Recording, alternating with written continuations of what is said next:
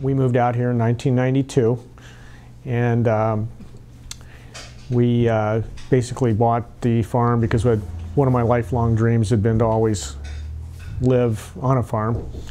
I do not specifically actively farm this in terms of getting on a combine myself. I do that on shares with my neighbor Jim Sedlacek. Our activities out here as a family are, we have 9 horses, we have other livestock, we have a few head of cows, we have chickens and sheep and geese. This is probably closer to more of a turn-of-the-century farm, the way they were back in the late 1800s, than a current Iowa farm. We basically, I guess the thing that I really have appreciated about living out here, the neighborhood is a very diverse one, very friendly. I think you can see from the opposition to the road, whatever it turns out to be, the people out here have come together. I've always been a history buff. I've always liked that flag, and I decided to put the flag out in my driveway, and other people liked it as well, and they asked me about it, and the next thing I know, I didn't start it. It just kind of started on its own, and the flags have basically been popping up everywhere all over Johnson County, and I think beyond, I've seen them down in Washington. There are flags flying in Bettendorf, Iowa. My name is Brooke Dooley. I am 24. I'm the oldest of my parents, Mike and Sharon's 5 children.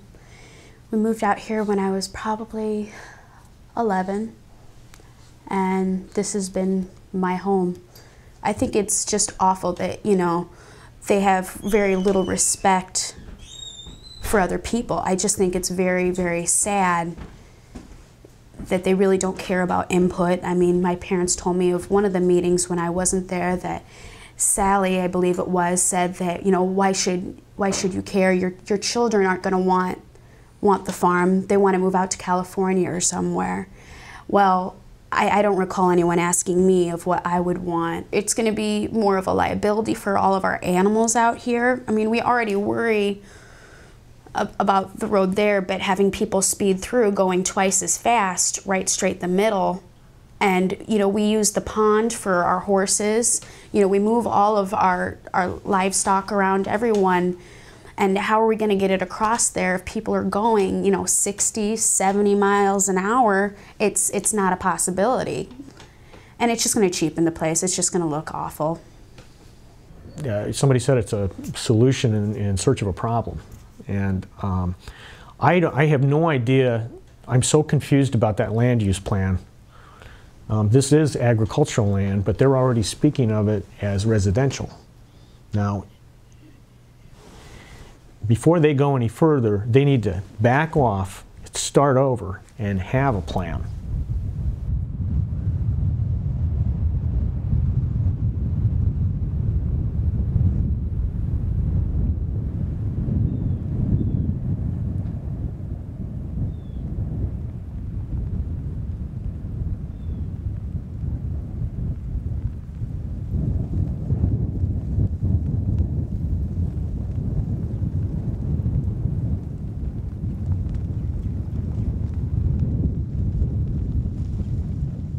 The year 1997 was the starting point for a lot of things. 2 things happened that year. That was the year that the Board of Supervisors adopted a revised land use plan. And the main factors of that was codifying that the priorities were preserving farmland and maintaining the rural scenic beauty of the county, and especially the North Corridor area, and also adopting some other principles such as infill development and other principles that in all, the 1997 document was a very good land use document. And in the summer of 1997, the county started the construction of the section of Prairie du Chien Road from the Interstate Bridge, or Linder Road, up to the intersection with Newport Road. Their design of Prairie du Chien, when the extremely wide pavement, promoting a higher rate of speed, flattening everything, straightening out curves. The next step in their process was to continue with that design through the northern half of Prairie du Chien, through the Dooley and Ferentz properties, continue on, connect again with Newport Road and continue on to Highway 1, and then Sugar Bottom was also slated for the same type of design. Now that was a 60-mile-an-hour design speed. In order to put in that kind of a roadway and be able to travel at those speeds, the right-of-way that's required is huge. The clear zone that's required is huge. No neighborhood would tolerate that. To point a finger at this neighborhood and go, well, you're trying to stop progress, or you're trying to have your cake and eat it too. Well, that was not the point that we were trying to make. We contend that that type of road is less safe than the existing roads out in the North Corridor. The roads, as the Anderson-Bogart survey show, are pretty similar to the stretch of Prairie du Chien Road. They have modified some things, but in the end, it's pretty much the same thing. We're really still searching for a reason why the Board of Supervisors is intent on doing this project. This is not about any one person's yard. And you can go up and down these roads and talk to anybody and you'll get the same reaction. It's not about my front yard. It's not about that tree sitting over there. It's about the entire neighborhood and what is going to happen here. This is really an amazingly close-knit neighborhood, and you can't sit in your own home and go, oh, well, thank God they saved my front yard, you know, my favorite tree is still there, and then just have this tunnel vision and all you're looking at is straight out in front of your front door. Because if you look that direction and they've torn down everything, or if you look in that direction and they've gone through your neighbor's front yard, that's not something you can ignore, because you're out there every day. You're driving up and down the roads, going to work or going to school or whatever. It's about the entire neighborhood. It's about a landscape that is disappearing at an alarming rate in the state of Iowa. Until there are some changes in the law, it is theoretically possible for them to step in and tell a local farmer that your corn and beans that you've been planting are not yielding enough dollars. We need you to start planting houses. And if you don't, we're going to step in and do it for you. That sounds outrageously far-fetched, but it's not, because it is happening in other parts of the country. The most famous example being New London, Connecticut this summer, when it went all the way to the Supreme Court. The local government took private homes, used eminent domain, and handed them over to a private developer because the tax dollars that were generated were going to be more. You have to ask yourself the question, is that what we've become? Is everything in life being reduced to how many dollars you can harvest out of it? In the Cedar Rapids Gazette article, R.J. Moore, who's the #2 man in the Planning and Zoning Department, is quoted as saying he has not heard of any developers expressing interest in building on the land. You would think in that office they would have heard something. Now, in a convoluted way, here's a quote in that same article by Jeff Morrow, who is one of the lead engineers for the Anderson-Bogart team. His quote is, "The county needs to upgrade roads if the supervisors want developers to buy the land." Now that begs the question of what is going on back there.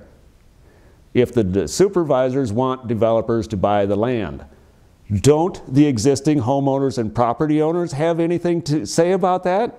It really begs the question, is there a massive land grab being schemed?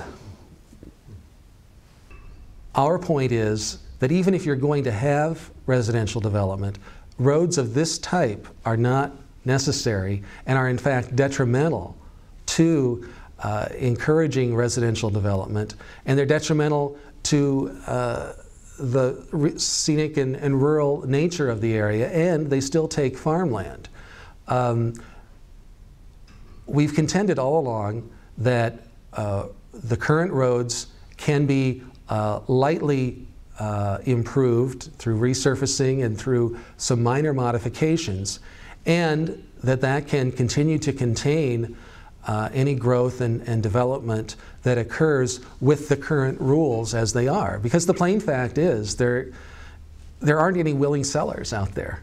There are people who want to be there for a reason. They want to enjoy the area, and they don't want to have large developments next door to them, so they aren't selling their land.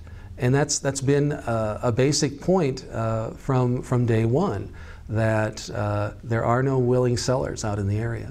This area of the North Corridor belongs to everyone in the county. We all pay taxes that support all parts of the county. And it's important to me, not because I live there. I live in Iowa City, and actually I was born in Iowa City.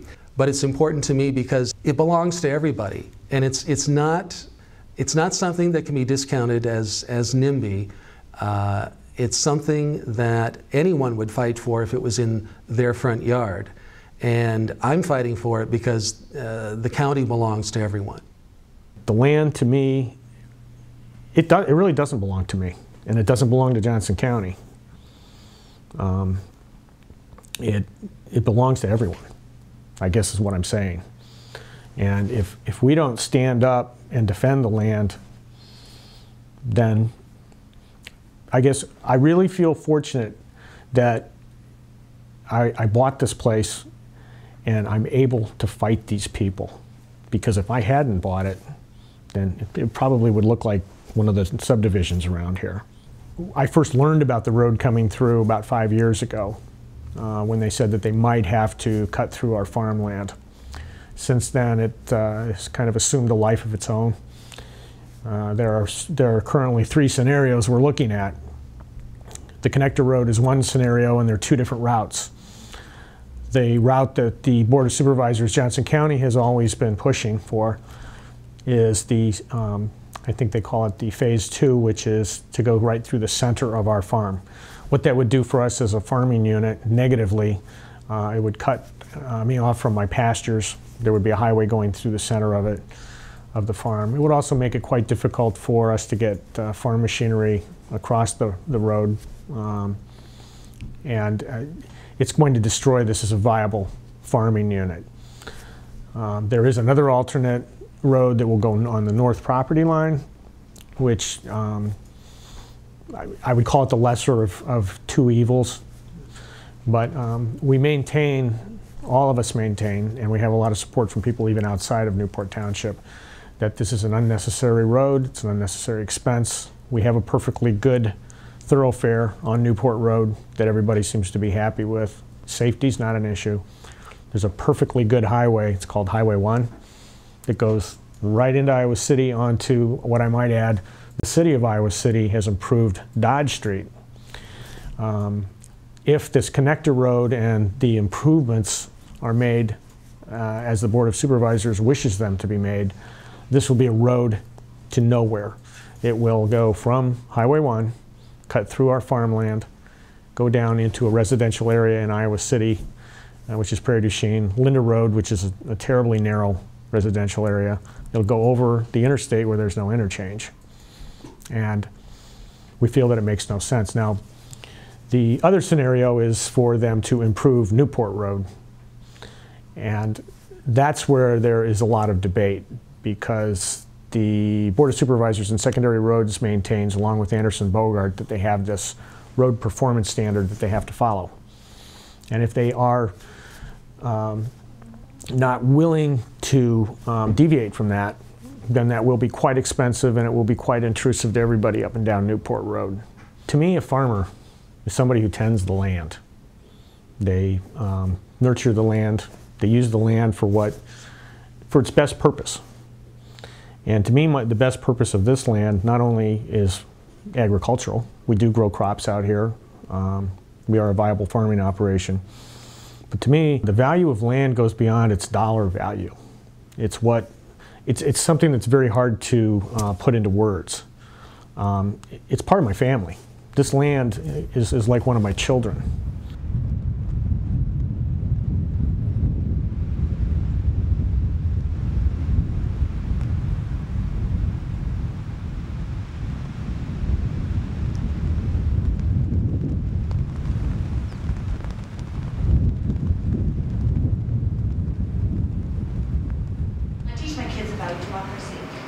And I really want to speak to you, the board, but also to my neighbors. And I want to say this is what democracy looks like. And I am fiercely proud of my community. I'm so proud of these t-shirts, of the signs, of the flags, of all the community that we've developed around this issue. And it just makes me beam. I'm so proud now to say that I'm from the North Corridor. And you have provided us with the opportunity to create that community, and I thank you for that. And I thank you for that. I do. But I also want to teach my kids that it is a government of the people, by the people, for the people. And I want to hold you in your highest possibility and hope that you can govern to that, because I have not how many meetings have we been to? It feels like 100, but maybe it's a couple dozen. It feels like we've been through hours of this. We've all gotten to know each other so well over this opportunity to commune. But I think at some point we have to come to a resolution, and I do think that again, democracy has to speak at some point, and I want to know, who are we governing? I've never heard, I guess maybe once, but I rarely hear anybody from the county, anywhere, speak out in favor of the road. So based on results, it's not embraced by the community. And we are the people to represent. So I'm calling to you to embrace the ethic of democracy and the principles, and vote on behalf of what the will of the people is, not some other people who have represent a very small portion of our community. So thank you for that opportunity.